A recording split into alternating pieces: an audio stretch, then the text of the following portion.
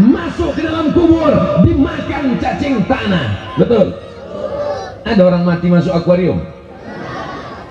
Yang masuk akuarium itu adalah buah.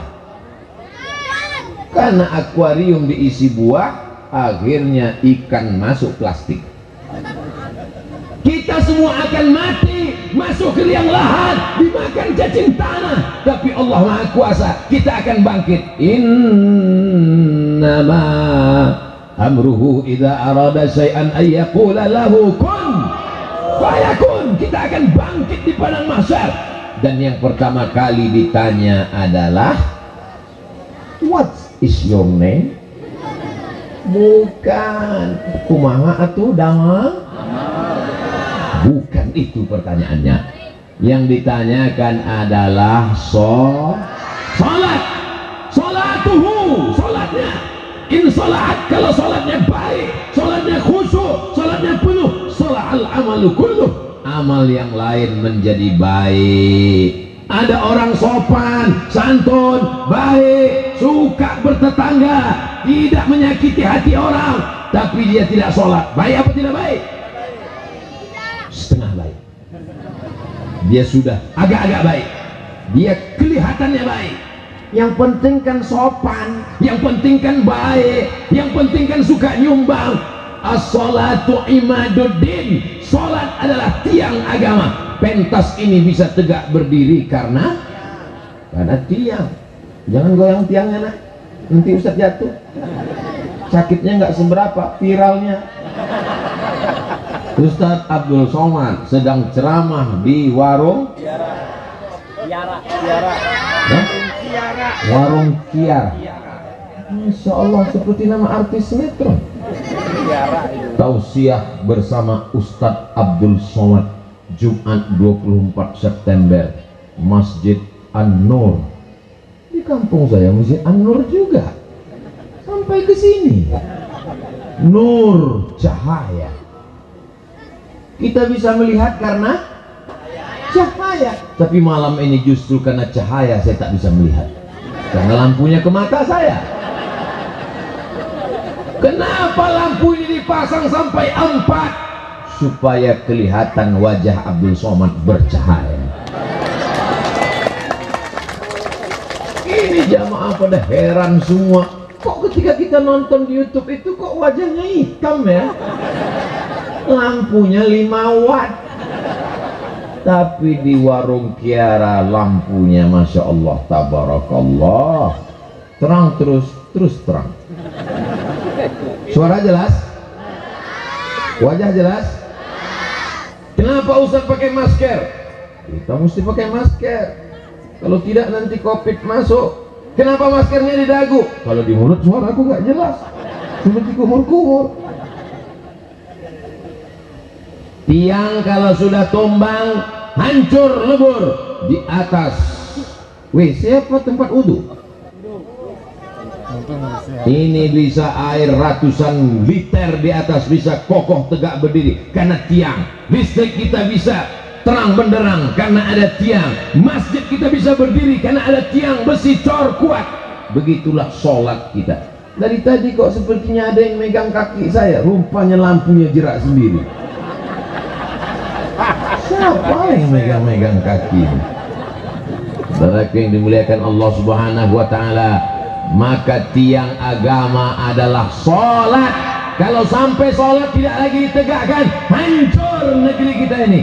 Alhamdulillah masih ada pemimpin-pemimpin kita yang sholat. Bapak Kapolsek sholat, tentara sholat, semua yang ada di sana sholat. Tak usah senyum, tak kelihatan. Siapa yang tidak sholat? Suami yang tidak sholat, istri yang tidak sholat. Mohon maaf, jangan tersinggung. Janji? Istri yang punya suami tidak sholat, berarti selama ini dia satu tempat tidur dengan babi hutan. Kalau ada suami yang tersinggung, berarti dia, bukan saya yang ngomong. Mudah-mudahan selesai tausiah ini yang nggak sholat jadi sholat. Istri-istri yang selama ini diperintahkan suaminya disuruh sholat, Ustadz Somad, jangan nangis. Suami saya nggak sholat. Kenapa kau nikah sama dia? Saya pun juga dulu nggak sholat. Terus saya pikir hidup ini akan berakhir dan saya akan mati, Pak Ustadz. Nanti kalau saya mati saya bawa apa? Ada orang mati bawa mobil? Ada. Videonya dikirim ke saya, dia mati sama mobilnya, mobil kredit lagi. Ada orang mati bawa uang. Dulu saudara kita kalau meninggal dunia dibawakan uang, sekarang pakai uang palsu karena takut kuburnya dibongkar maling. Dulu maling takut sama hantu, sekarang hantu takut sama maling. Yang kekal abadi, yang akan dibawa mati menghadap Allah hanyalah amal, dan tiang daripada amal adalah sholat. Makanya ibu-ibu kalau cari mantu, carilah menantu yang sholat. Dan orang yang sholat itu pasti soleh. Orang yang soleh itu suka Wah, Ustadz menjebak melulu. Bu, saya mau minang anak ibu. Jangan tanya kau sholat atau tidak. Gimana caranya? Kamu datang nanti ke rumah saya hari Jumat jam 12 siang. Kalau dia datang hari Jumat jam 12, diterima apa enggak? Jangan terima, karena dia enggak sholat Jumat. Tapi kalau Abdul Somad yang datang jam 12, diterima apa enggak? Diterima, dia musafir, sholat zuhur. Saya mau nerima menantu saya itu calon dokter, Pak Ustadz. Ibu terima? Saya terima, Pak Ustadz. Gimana ibu tahu dia sholat? Saya tes, Pak Ustadz. Besok datang ke rumah saya jam 12 ya. Apa jawab dia, Bu? Kata dia, mohon maaf Bu, saya nggak bisa datang jam 12, meleset dikit jam 2 karena saya mau sholat Jumat. Langsung saya terima, Pak Ustadz. Tapi ini tidak bisa lagi dipakai karena soal sudah bocor. Mudah-mudahan calon mantu ibu orang yang sholat. Calon mantunya kaya, punya mobil 3, diterima apa enggak? Diterima. Orangnya ganteng, putih, rambutnya ikal pirang, diterima apa enggak? Diterima, tapi enggak sholat. Jangan terima dia. Kenapa? Kan yang kekal abadi. Sedang Allah aja dia bohongi. Allah yang menghidupkan dia, Allah yang memberi dia rezeki, Allah yang membuat dia ada di dunia, dikhianatinya. Apalagi anakmu, Beb. Sedang Allah aja dia khianati, apalagi kamu. Maka tiang pertama yang menjadi standar adalah sholat. Emangnya Ustadz ngomong begini kami ini nggak sholat? Karena mereka ini sholatlah maka datang pada malam hari ini. Betul? Kalau nggak sholat nggak mungkin dia datang, nggak mungkin dia kenal Ustadz Abdul Somad. Buktinya saya masuk ke pedalaman di kampung, saya angkat tangan, apa kabar Pak? Dia cuek aja, dia nggak kenal sama Ustadz Somad. Kenapa? Dia nggak sholat. Insya Allah semua yang hadir ini adalah orang-orang yang selamat dari neraka sakor. Masalakakum fi sakor. Kenapa kalian masuk neraka sakor? Apa jawab mereka? Lam naku minal musallin. Kami masuk neraka sakor karena tidak sholat. Ustadz Somad, saya ini sudah tidak sholat, Pak Ustadz. Umurmu berapa? 40 tahun, Pak Ustadz. Tobatnya kapan? Baru tadi pagi. Mudah-mudahan diampunkan Allah semua silap salah dosanya. Adapun sholat-sholat yang lalu diqadanya, sepakat 4 mazhab. Hanafi paling tua, Maliki nomor 2, Syafi'i nomor 3, Hambali nomor 4 mengatakan sholat yang lalu mesti diqadha, mesti diganti. Makanya kalau kita mau selamatkan anak-anak muda kita, remaja kita, remaji kita, kita ingatkan dia sholat. Kamu kenapa nggak sholat? Bapak saya nggak sholat. Oh, anak bapak kencing berlari, anak kencing maraton. Kenapa anak-anak ini bisa datang ke masjid? Karena bapaknya membawa dia ke masjid. Maghrib tadi ramai? Ramai. Isya'nya ramai, ramai. Dari maghrib ke isya ada ngaji baca Quran di masjid. Saya kalau mau buat pengajian di masjid, saya buat setelah maghrib, kecuali malam ini karena kita kajian khusus. Tapi kalau kajian di masjid, Ustaz Somad bisa datang ke masjid kami, bisa insya Allah. Waktunya Pak Ustaz habis maghrib. Kenapa Ustaz buat pengajian habis maghrib? Supaya jamaah paling tidak sholat 2 kali, sholat maghrib dan sholat isya. Kalau dibuat pengajian setelah isya, Ustaznya datang, jamaahnya belum datang. Diumumkan di masjid, kepada semua jamaah harap datang ke masjid, Ustaz sudah nunggu setengah jam. Tapi kalau sholat maghrib, insya Allah orang datang semua. Hayya 'alas shalah.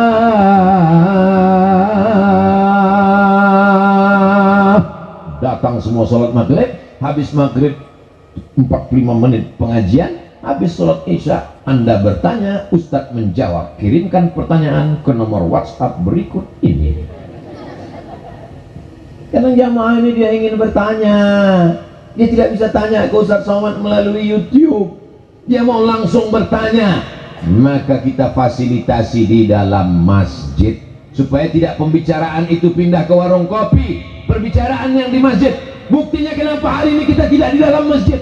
Kita tidak bisa masuk ke masjid. Kalau sampai orang sebanyak ini masuk ke masjid, ini meledak Masjid An-Nur. Maka dibuat di sini supaya lapang terang benderang. Tapi insya Allah rahmat masjid sampai kepada kita semua, insya Allah. Sab'atun yuzilluhumullah, 7 golongan yang akan mendapatkan naungan Allah yauma la zilla illa zilluh. Hari itu tidak ada tempat bernaung, tidak ada tempat berlindung, tidak ada tempat selamat dari panas terik matahari. Ini tenda punya masjid apa disewa? Disewa. Yang punya tenda kalau meninggal bawa tenda nggak? Penyewaan tenda, mati nggak bawa tenda. Tapi ada orang yang di padang mahsyar dapat tenda, yang lain kepanasan, tenggelam dengan keringatnya sampai mata kaki, sampai ke betis, sampai ke lutut, sampai ke pinggang, sampai ke dada, sampai ke leher, tenggelam. Tapi ada orang yang di padang mahsyar tenang, adem, ayam, tentram. Kenapa? Karena dia dapat lindungan. Siapa itu? Rajulun qalbuhu mu'allaqun fil masajid. Orang yang hatinya tergantung di, kok di mall? Ada orang yang hatinya tergantung di masjid. Dia jadi polisi, dia jadi tentara, dia jadi TNI, tapi hatinya di. Beda kalau orang dalam masjid hatinya di mall. Begitu salam, assalamualaikum warahmatullahi wabarakatuh, assalamualaikum warahmatullahi wabarakatuh. Karena badannya di masjid, hatinya. Hidup ini tergantung hati. Ala fil jasadi mudghah, ketahuilah di dalam dirimu, di dalam badanmu, di dalam tubuh ada segumpal. Idza salahat, kalau yang segumpal ini baik, maka dia menjadi baik. Dari ujung rambut sampai ujung kaki menjadi baik. Yang segumpal itu berada di dalam masjid. Kenapa? Allah bisa karena biasa. Dari kecil sudah dibiasakan. Subuh ke masjid, zuhur ke masjid, asar ke masjid, isya ke masjid, Jumat ke masjid, duha ke masjid, tahajud ke masjid. Insya Allah inilah anak-anak kita yang nanti akan mendapatkan naungan di padang mahsyar, insya Allah. Bapak ibunya juga dapat, karena bapak ibunya memberikan fasilitas. Ada anak di kampung ini yang dipanggil oleh pengurus masjid pakai mikrofon, kepada Bapak Fulan, jemput anaknya ke masjid karena hujan lebat. Anak-anak yang lain tidak ke masjid, satu anak ini dipaksa ke masjid, satu-satunya murid yang sampai ke masjid. Inilah yang sedang membawa saya hari ini tausiah ke kampung. Suka resmi. Suka resmi. Oh, dia suka yang resmi-resmi. Yang nggak resmi dia nggak suka. Jadi saya ketemu dengan orang yang biasa ngurus band. Tahu band? Bukan mobil. Mengurus band. Pergi ke sana dengan artis show ke sana, lupa dengan akhirat. Dia pikir akan hidup kekal abadi. Sampai akhirnya saya tanya, gimana ceritanya Bapak taubat? Ketika saya sedang berada di atas pentas Pak Ustadz, setelah 6 bulan meninggalkan rumah, tur Sumatera, dari Aceh turun ke Medan, turun ke Riau, turun ke Padang, turun ke Jambi, turun ke Palembang. Akhirnya di tengah pentas itu saya mendengar suara azan maghrib. Allahu Akbar, Allahu Akbar. Tiba-tiba terbayang di mata saya saat ayah saya menenteng tangan saya, membawa saya ke masjid, meleleh air mata saya. Itulah sebab tobat saya, Pak Ustaz. Dia tobat bukan karena dengar ceramah. Saya waktu dia cerita itu, dalam hati saya, ini dia akan cerita, aku tobat karena dengar ceramah Ustaz Somad. Ternyata bukan. Dia bertobat karena ingat dulu bapaknya membawa dia ke masjid. Akhirnya dia lupa, akhirnya dia lalai, akhirnya dia sibuk, hanyut dengan dunia. Dia tahu kembali jalan pulang karena kenangan dengan orang tua yang luar biasa. Maka bawalah anak ke masjid. Kita tidak bisa suruh anak kita ke masjid, ke masjid, ke masjid, ke masjid. Itu udah azan, pergi ke masjid. Bapak nggak ke masjid, bapak sudah dewasa. Tidak bisa. Mereka bukan kambing yang kita pukul. Mereka adalah manusia. Mereka meniru, mereka mengikut. Dari mulai gaya bicara kita, sampai cara kita pakai kain, sampai cara kita pakai peci. Kalau miring peci bapaknya, anaknya lebih miring sampai ke telinga. Maka alhamdulillah, saya yakin dan percaya anak-anak yang hari ini malam ini ke masjid sabar mendengarkan tausiah, ini karena bapak dan ibunya membiasakan diri ke masjid, insyaallah. Amin. Kami yang perempuan ini gimana kalau ke masjid, Pak Ustaz? Katanya nggak boleh ke masjid. Di zaman Nabi, kata Nabi, lebih baik di dalam tempat yang sempit, di dalam rumah. Di dalam rumah ada kamar, di dalam kamar ada tempat, lebih baik. Tapi ada pula hadis lain mengatakan, sebaik-baik sop laki-laki di depan, sebaik-baik sop perempuan di belakang. Hadisnya sahih. Sebaik-baik sop laki-laki di depan, sebaik-baik sop perempuan di belakang. Artinya apa? Ada nggak perempuannya? Ada, maka diatur sopnya. Seandainya perempuan tidak ada, pasti Nabi mengatakan sebaik-baik sop laki-laki di depan, yang perempuan pergi pulang. Perempuan ada masanya tidak boleh ke masjid ketika menimbulkan fitnah. Dialah perempuan yang paling cantik di kampung itu. Kalau dia minum kopi, kelihatan mengalir. Enggak boleh dia ke masjid kalau dia tidak menutup wajahnya, karena dikhawatirkan banyak laki-laki yang masuk paret, masuk ke sungai gara-gara melihat wajahnya. Tapi kalau aman di Palestina, perempuan kalau sampai ke masjid ditangkap oleh tentara Israel. Tapi di desa kita suka resmi, ibu-ibu datang ke masjid, ada tentara Israel yang mau nangkap. Aman, betul. Pesantren dekat, negerinya terang benderang, toko-toko buka, aman. Silakan ke masjid dengan syarat dan ketentuan berlaku. Jangan ke masjid pakai celana sempit, nanti banyak orang yang bogi matanya keluar. Jangan ke masjid pakai parfum yang sampai dia pakai parfum, lewat di depan pintu pagar masjid, hilang bacaan imam di depan. Saking kan harum semerbaknya luar biasa. Sekedar untuk menghilangkan bau badan nggak apa-apa. Jangan gara-gara ceramah Abdul Somad dipotong, jangan pakai parfum. Oh, akhirnya dia lewat semuanya pingsan. Islam itu bukan mengajarkan kita yang bau-bau, yang busuk-busuk. Man akala basolan, siapa yang makan bawang merah, au sauman, makan bawang putih, falyatazil masjidana, jangan dekat-dekat dengan masjid kami. Artinya kita masuk ke masjid dalam keadaan bersih, kainnya sudah bersih, bajunya bersih. Baju Ustaz Somad kok bersih ya? Baru guys. Mereknya apa? Casio. Kasih orang. Sorbannya kok merah? Merah darahku, putih tulangku, Negara Kesatuan Republik Indonesia. Jelas? Itu jawaban formalnya, jawaban resminya. Yang enggak resminya, sorbannya dikasih orang juga. Masa dikasih request, minta, dikasih merah, minta hijau. Banyak kali kemauan kau, kata yang ngasih. Saudaraku yang dimuliakan Allah Subhanahu wa Ta'ala, siap kita bawa anak kita ke masjid? Bukti ceramah ini berhasil bukan karena orang ramai. Bukti ceramah ini berhasil bukan karena pentasnya yang besi, bukan karena lampunya yang terang. tapi kita lihat besok sholat subuh. Kalau sholat subuh bertambah dari biasanya, berhasil.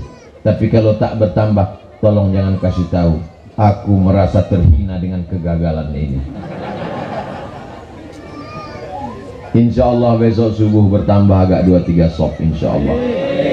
Yang mewakafkan tanah masjid ini entah siapa, saya tidak tahu, tapi pahalanya mengalir ke makam mereka. Inilah amal jariah. Idza mata al-insan, kalau manusia mati, inqata'a, mati manusia, putus amalnya. Ibu yang rajin sholat duha,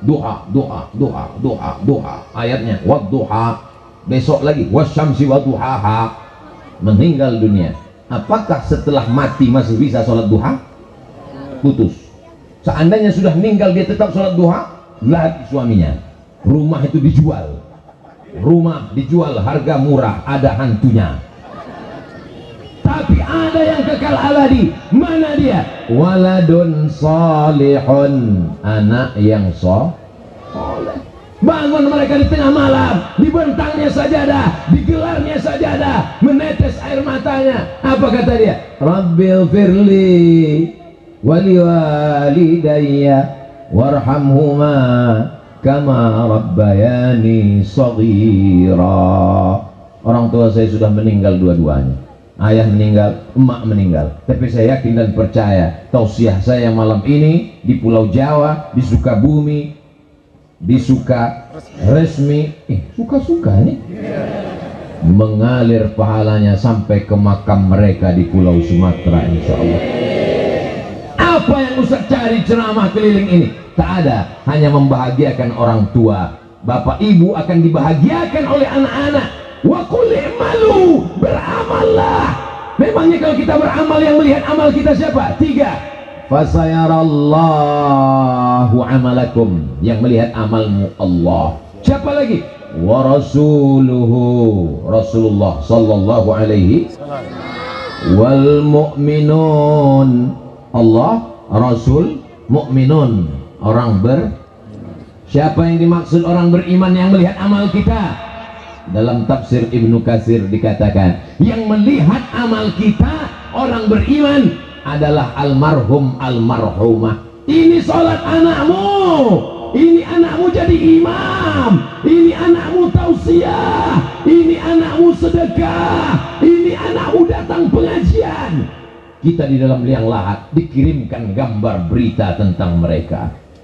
Tapi kalau kita sudah mati, dikirimkan berita anak kita, anakmu sedang sakau, anakmu yang kedua LGBT, anakmu yang keempat mabuk, anakmu yang kelima entah kenapa hilang dia dari peredaran. Insya Allah ketika kita mati, kita akan melihat dengan mata kepala kita amal anak-anak kita itu baik semuanya, insya Allah. Berkat Sayyidina wa Maulana Muhammad sallallahu alaihi ala Muhammad sallallahu alaihi wasallam, sallallahu ala Muhammad sallallahu alaihi wasallam. Ya Nabi salam alaika, ya Rasul salam alaika, ya Habibi salam alaika, salawatullah alaika. Sayang kepada Nabi Muhammad? Sayangkah kita kepada Nabi Muhammad? Buktinya mana? Orang yang hanya mengucapkan sayang cinta, tak ada bukti, berarti kalau tak gombal gembel. Mana buktinya kau sayang kepada Nabi Muhammad? Nih bukti sayang kepada Nabi Muhammad, warisannya dijaga. Nabi Muhammad tidak meninggalkan kerajaan. Bapak ibu yang pergi umrah ke kota Madinah, ada melihat kursi Nabi Muhammad dari emas? Ada melihat istana Nabi Muhammad yang menjulang tinggi? Tidak ada. Raja Fahad ada istananya di Jabal Abi Qubais. Ada raja-raja Saudi Arabia, Muhammad sallallahu alaihi wasallam tidak meninggalkan apa-apa. Yang ditinggalkannya mana? Nih warisannya masjid. Sampai hari ini masjidnya masih tetap terjaga, karpetnya masih tetap terbentang, jendelanya hebat besar, tidak pakai jeruji besi, menunjukkan aman, tak ada maling. Betul. Masya Allah, tabarakallah. Ini semuanya adalah umat Muhammad sallallahu alaihi wasallam. Tak tahu kita entah dari mulut yang mana doa itu terkabul, terketuk pintu langit. Mereka meminta doa, masukkan Ustaz Abdul Somad ke dalam surga. Abdul Somad masuk surga bukan karena ibadahnya, tapi Abdul Somad masuk surga karena doa orang beriman. Di dalam sholat itulah kita sedang mendoakan saudara kita. Mana ada saya doakan orang dalam sholat? Ada. Mana dia? Assalamu alayka ayyuhan nabiyyu. Salam dari Sukaresmi sampai ke Masjid Nabawi untuk Nabi Muhammad sallallahu alaihi wasallam. Setelah Nabi Muhammad dapat salam, assalamu alayka ayyuhan nabiyyu wa rahmatullahi wabarakatuh, baru semua kita dapat salam, wassalamu alayna wa ala ibadillahis sholihin. Syahadat kita diulang satu hari berapa kali? Tahiyatul masjid, asyhadu an la ilaha illallah wa asyhadu anna muhammadan Rasulullah. Qabliyah subuh, asyhadu an la ilaha illallah wa asyhadu anna muhammadan Rasulullah. Salat subuh, salat duha, qabliyah zuhur, salat zuhur, ba'diyah zuhur, qabliyah asar, salat asar, qabliyah maghrib, salat maghrib, ba'diyah maghrib, qabliyah isya, salat isya, ba'diyah isya, salat tahajud, salat witir. Syahadatnya diulang sampai pada akhirnya dia mati dalam mengucapkan la ilaha.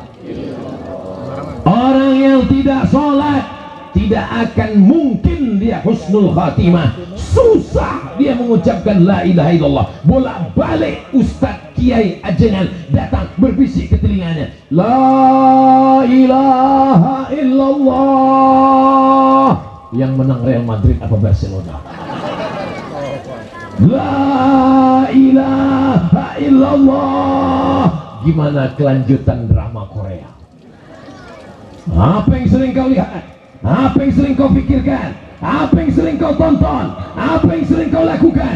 Itulah yang akan kau ucapkan nanti ketika mati. Doakan Abdul Somad saat mati mengucapkan la ilaha illallah. Ini anak-anak kita. Kalian dulu waktu kecil diazankan, betul? Kok tahu? Mereka tahu karena dia melihat adiknya saat lahir diazankan oleh bapaknya, kepala diletakkan di lengan sebelah kiri supaya telinga sebelah kanan. Kalau kepala di sebelah kiri berarti telinga sebelah kanan yang dekat dari mulut bapaknya. Bapaknya pun azan, Allahu Akbar, Allah. Nangis bapaknya. Mertuanya nanya, kamu kok nangis? Ini baru pertama kali azan, Pak. Saking groginya, habis hayya alal falah, as-salatu khairum minan naum. Kata bapaknya, itu untuk azan subuh, bodoh. Saudara yang dimuliakan Allah Subhanahu wa taala, ketika lahirnya dibisikkan la ilaha illallah, dan ketika matinya juga dibisikkan la ilaha illallah. Setelah masuk ke liang lahat, ditanam, diratakan kuburnya, lalu kemudian mereka di atas berdoa, ya fulan ibni fulanah, kalau kau nanti didatangi oleh malaikat mungkar nakir bertanya, marabbuka, Allah, man nabiyuka, Muhammad sallallahu alaihi wasallam, ma qiblatuka, Al-Ka'bah, man imamuka, Al-Quran, man ikhwanuka, Al-Muslimun wal Mu'minun. Siapa Tuhanmu? Allah. Siapa nabimu? Muhammad sallallahu alaihi wasallam. Apa kiblatmu? Ka'bah. Siapa imammu? Al-Quran. Siapa saudaramu? Orang yang beriman. Oh, kalau gitu nggak perlu sholat Pak Ustaz. Terus dihafal aja kunci jawabannya. Kau pikir ini SNMPTN, seleksi nasional masuk perguruan tinggi? Yusabbitullahu alladhina amanu bil qawli tsabit. Allah akan kokohkan ucapannya sesuai dengan amalnya. Orang yang selamat dari azab kubur adalah orang yang sholat. Dan orang yang sholat itu akan menjadi soleh. Makanya ibu bapak kalian ketika kalian dalam kandungan, yang mereka doakan adalah Rabbi habli minas sholihin.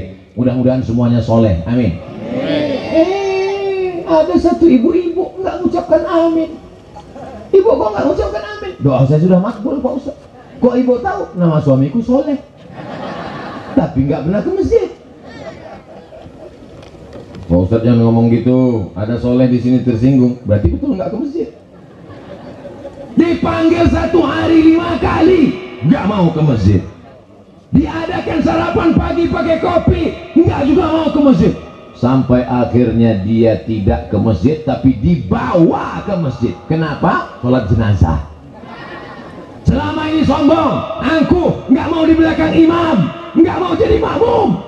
Imamnya baik, imamnya nggak marah. Selama ini kau nggak mau jadi makmum, nggak apa-apa.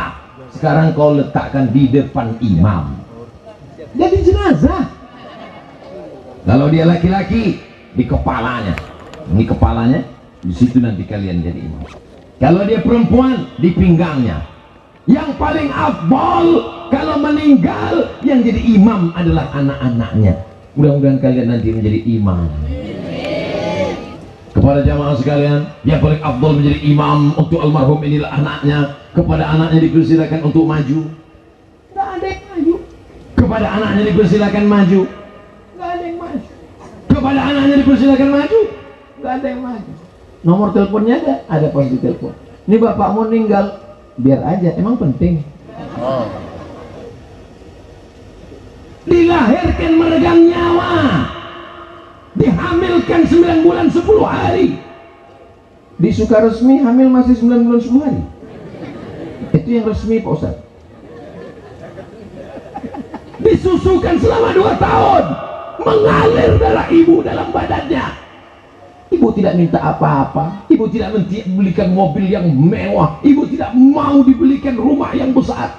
Tapi kalau dikasih nggak apa-apa. Yang ibu inginkan hanya sholatkan jenazahku, nak. Pesankan itu ke mereka. Aku tidak ingin kau jadi orang kaya tapi sombong, betul? Aku tidak mau kau menjadi pejabat tapi tidak kenal Allah, betul?